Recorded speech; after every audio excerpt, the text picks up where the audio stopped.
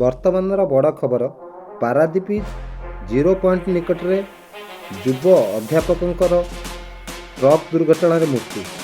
ଅଧ୍ୟାପକ ଜଣକ ହେଲେ ଅଜୟ କୁମାର ରାଉତ।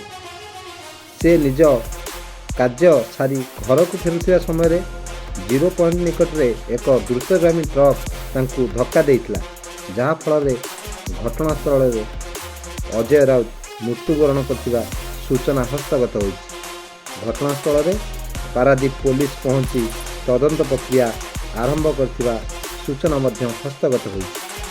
ପାରାଦୀପରେ ଏଭଳି ଦୁର୍ଘଟଣା ଦୁର୍ଭାଗ୍ୟ ବୋଲି ସାଧାରଣ ଲୋକମାନେ ଚିନ୍ତା ପ୍ରକଟ କରିଛନ୍ତି, ଯାହାକୁ ନେଇ ରାସ୍ତାରେ କିଛି ପବ୍ଲିକ ହଟ୍ଟଗୋଳ ମଧ୍ୟ କରିଥିବା ସୂଚନା ମିଳିଛି।